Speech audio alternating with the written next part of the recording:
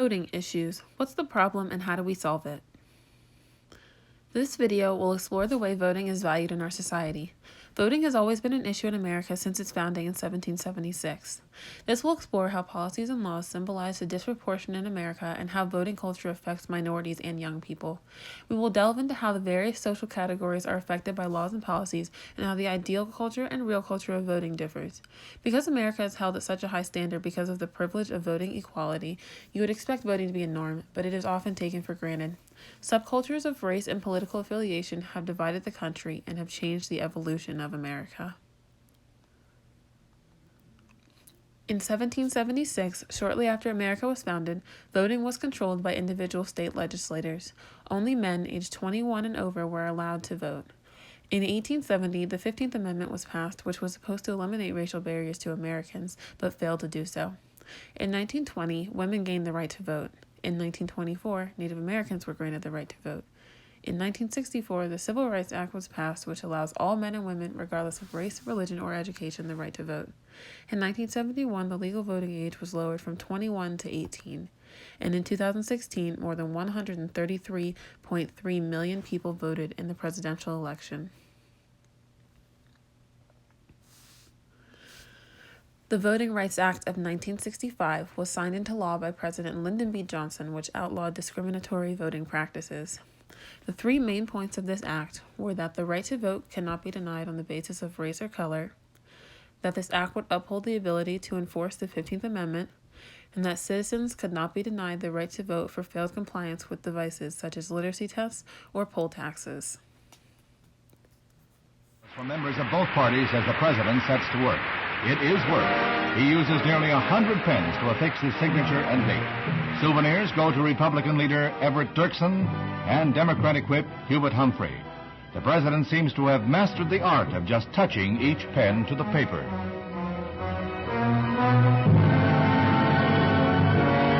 Integration leader Martin Luther King. The recent elections in the United States have brought many voters' rights issues to the attention of Americans and how we view voting in our society, including voter discrimination, voter ID laws, voter intimidation, and the disappearance of polling places. In 2018, 53 years after the Voting Act of 1965 was passed, many states are still found guilty of committing voter discrimination. In at least 23 states, newly restrictive statewide voter laws were enacted with moves such as closing polling places early, cutting early voting, purging voter rolls, and imposing strict voter ID laws, all in places with a high minority population. 11% of U.S. citizens lack government-issued photo identification. This is close to 21 million Americans. The largest issue these Americans face is the cost of obtaining these identification documents. Many of the U.S. citizens that lack a government-issued photo identification are those who come from low income, have a disability, are the elderly, or those who live in rural areas. The lower-income citizens cannot afford to get the identification due to the cost of documents, travel, and waiting time. These can range anywhere from $75 to $175. The travel to receive these identification documents is too much for the elderly, disabled, and rural citizens. In Texas, some rural citizens may have to travel at least 170 miles just to receive their identifiers. Even if the voter ID is offered for free, there are still costs that must be accounted for. These costs include things such as transportation or acquiring a birth certificate. A handful of states exclude forms of IDs in a discriminatory manner. In Texas, concealed weapons permits are allowed for identification, but they refuse to accept student ID cards for others. Until the law was struck down by the courts, North Carolina had a law in place where public assistant cards and state employee cards were not accepted as identification cards.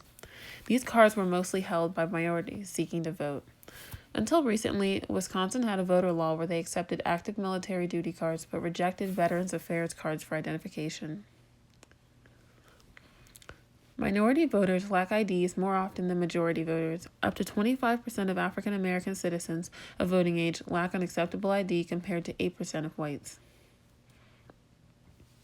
In states such as Texas and Georgia, many polling places have been accused of not doing enough to stop voter intimidation. Many reports of people standing outside of polling places and shouting at young or minority voters as they came to vote have been documented. Harassment and shouting at voters is meant to intimidate and deter people from the polls and from voting. Though there is a law which states that any form of electioneering must occur more than 100 feet away from the building, polling places do nothing to stop these people from turning away hundreds of voters. In the past 5 years, nearly 1,000 polling places have been shut down, most of which were located in minority communities. Polling places are also disappearing in communities which house many young people more likely to vote Democrat. Polling places closed or closed early near major colleges. In Georgia, 10 polling places were shut down in primarily black communities to save money per white Republican elections consultants. Due to polling places being closed, voters are having to travel farther and stand in longer lines, which is a huge deterrent for most people. More than 868 polling places were shut down shortly before the 2016 presidential election. The Voting Rights Act of 2018 is the solution to all these problems. Every state should now be required to provide a certain number of polling places based upon population. Between 500 to 700 people need to be able to vote between the hours of 6 a.m. and 7 p.m. However, if there are still people waiting to vote, the polling place must remain open until all are finished voting. Accommodation for the disabled must be available at all polling places. If there is no access to wheelchair ramps, the polling place must offer curbside voting. In addition to these, electioneering will be prohibited at all polling places to prevent voter intimidation. Anyone caught electioneering will be removed from the premises immediately.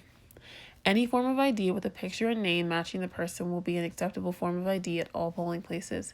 For example, military ID, work ID, driver's license, a state-issued ID, etc. Thank you for watching this video. Hope to see you at the polls.